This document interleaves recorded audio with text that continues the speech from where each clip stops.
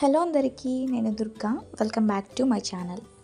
ఈరోజు మన ఛానల్లో ఎంత సింపుల్గా చేసుకునే బెండకాయ సాంబార్ని ఎలా ప్రిపేర్ చేసుకోవాలో నేను మీతో షేర్ చేసుకోబోతున్నాను. ఈ బెండకాయ సాంబారు చాలామంది చాలా విధాలుగా చేస్తుంటారు, బట్ నేను ఎప్పుడు ఇంట్లో ఎలా చేస్తాను మీతో సింపుల్గా షేర్ చేసుకోబోతున్నాను. వేడి వేడి అన్నంలో కొంచెం నెయ్యి వేసుకొని ఆవకాయతో తింటే రుచి అద్దిరిపోతుంది, కడుపు నిండా తినేయచ్చు. మరి లేట్ ఎందుకు, ఈ బెండకాయ సాంబార్ని నా స్టైల్లో నేను ఎలా ప్రిపేర్ చేస్తానో చూపిస్తానండి. దీనికోసం ఒక గిన్నెని తీసుకొని స్టవ్ ఆన్ చేసి ఆ గిన్నెలోకి 2 టేబుల్ స్పూన్ల వరకు ఆయిల్ని తీసుకుంటున్నాను. ఆయిల్ కొంచెం హీట్ అయ్యాక ఇలా మీడియం సైజ్గా కట్ చేసుకున్న 2 కప్పుల వరకు బెండకాయ ముక్కల్ని ఈ ఆయిల్లో వేసేసి మీడియం ఫ్లేమ్లో కుక్ చేసుకోవాలి. ఇలా మనము ముందుగానే బెండకాయ ముక్కల్ని ఆయిల్లో కుక్ చేసుకోవడం వలన మనం సాంబార్ చేసినప్పుడు బెండకాయ ముక్కలు జిగురుగా ఉండకుండా కొంచెం బాగుంటాయి. ఇలా అన్నీ ఫ్రై చేసి వేరొక ప్లేట్లోకి తీసేసుకోండి.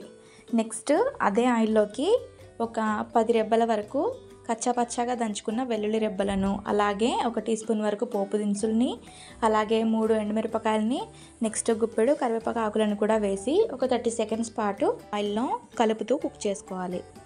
ఇలా కొంచెం కుక్ అయ్యాక ఇందులోకి ఒక చిటికెడంతా ఇంగువ పొడిని కూడా వేసేసి, నెక్స్ట్ సన్నగా కట్ చేసుకున్న ఒక ఆనియన్ పీసెస్ని, నెక్స్ట్ 2 పచ్చిమిరపకాయలను కూడా వేసి ఆయిల్లో ఒక 20 సెకండ్స్ పాటు కుక్ చేసుకోవాలి. నెక్స్ట్ ఇందులోకి గుప్పెడు పుదీనా ఆకులను కూడా క్లీన్గా వాష్ చేసి వేసుకుంటున్నాను. సాంబార్లోకి పుదీనా ఫ్లేవర్ అనేది ఒక మంచి అరోమాని ఇస్తుంది సాంబార్కి. నెక్స్ట్ ఇందులోకి 1 టేబుల్ స్పూన్ వరకు అల్లం వెల్లుల్లి పేస్ట్ని, దీంతో పాటే 1/2 టీ స్పూన్ వరకు పసుపుని కూడా యాడ్ చేసి మనం తీసుకున్న అల్లం పసుపు 2 పచ్చివాసన పోయేంత వరకు ఆయిల్లో మీడియం ఫ్లేమ్లో కుక్ చేసుకోండి.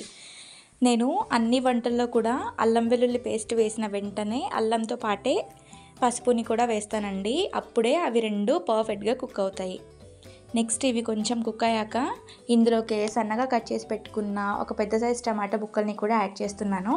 ఇలా టమాటో కూడా వేసాక ఒకసారి కలిపి మూత పెట్టి ఒక 1 మినిట్ పాటు కొంచెం సాఫ్ట్గా అయ్యే వరకు కుక్ చేసుకోవాలి. చూడండి, కొంచెం మనం మూత పెట్టి కుక్ చేయడం వల్ల టమాటో నుంచి కొంచెం వాటర్ అనేది రిలీజ్ అయ్యి టమాటో అనేది కొంచెం సాఫ్ట్ అయింది. నెక్స్ట్ ఇందులోకి ఇందాక మనం ఫ్రై చేసి పెట్టుకున్న బెండకాయ ముక్కలు ఉన్నాయి కదా, వాటన్నిటిని వేసేసి మరోసారి అంతా కలుపుకుంటూ కుక్ చేసుకోండి. ఫ్లేమ్ని మాత్రం మీడియంలోనే అడ్జస్ట్ చేసుకోండి. నెక్స్ట్ ఇవి కూడా కలుపుకొని మూత పెట్టి ఒక 2 మినిట్స్ కుక్ చేశానండి.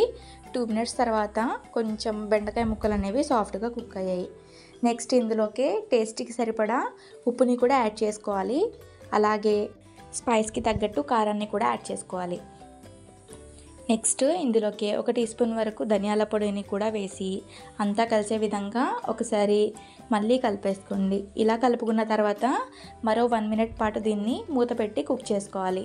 అప్పుడు మనం వేసుకున్న కారం అవన్నీ ముక్కలకి కరెక్ట్గా పడతాయి. నెక్స్ట్ మరో 1 మినిట్ తర్వాత చూపిస్తున్నానండి. ముక్కలు, మనం తీసుకున్న మసాలాలు అన్నీ పర్ఫెక్ట్గా మిక్స్ అయ్యాయి.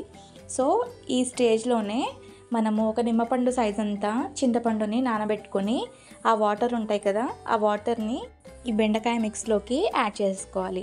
ఇలా మనం తీసుకున్న బెండకాయల్లోనే మనము చింతపండు రసం వేయడం వల్ల బెండకాయ ముక్కల్లోకి కూడా చింతపండు రసం అనేది వెళ్ళి కొంచెం తినేటప్పుడు పుల్ల పుల్లగా ఉంటుంది. సో ఈ విధంగా ఒకసారి చింతపండుని కూడా వేసుకొని పులుపు అడ్జస్ట్ చేసుకొని నెక్స్ట్ మూత పెట్టేసి ఒక 2 మినిట్స్ పాటు కుక్ చేసుకోండి. నెక్స్ట్ 2 మినిట్ మనం ఇలా కుక్ చేసుకున్నాం కదా, ఇప్పుడు మనకి మనం తీసుకున్న బెండకాయలు అండ్ చింతపండు రసం అవన్నీ పర్ఫెక్ట్గా కుక్ అయ్యాయి. ఇప్పుడు ఈ స్టేజ్లోనే మెత్తగా కుక్ చేసుకున్న 2 కప్పుల వరకు కందిపప్పుని తీసుకుంటున్నానండి. ఇది నేను ఆల్రెడీ మెత్తగా కుక్కర్లో వేసి కుక్ చేసుకున్నాను. వీడియో అనేది లెంతీగా అవుతుంది కాబట్టి నేను ఆ పప్పు కుక్ చేసినది చూపించలేదు. నెక్స్ట్ ఇలా పప్పు కూడా వేశాక అందులోకే మనకి ఏ కన్సిస్టెన్సీలో అయితే కావాలో అంతవరకు కొంచెం వాటర్ని కూడా యాడ్ చేసుకొని ఇదంతా కలిపేసి దీన్ని మనం నెక్స్ట్ మూత పెట్టి కుక్ చేయాలండి. మీకు పప్పు ఎంత చిక్కగా కావాలన్నది అది మీ ఇష్టం, మీరు దాన్ని బట్టి మీరు వాటర్ని యాడ్ చేసుకోవచ్చు. నాకు ఈ కన్సిస్టెన్సీ బెటర్ అనిపించింది. నెక్స్ట్ ఇలా మూత పెట్టేసి కొంచెం ఒక పొంగు వచ్చే వరకు ఈ సాంబార్ని మరిగించుకోవాలి. ఇలా సాంబారు కొద్దిగా మరగడం స్టార్ట్ అయినప్పుడు ఇందులోకే కాడలు తీయకుండా ఒక 5-6 కరివేపాకు రెబ్బలను కూడా వేసేసి మళ్ళీ మూత పెట్టి దీన్ని మనం ఉడికించుకోవాలి.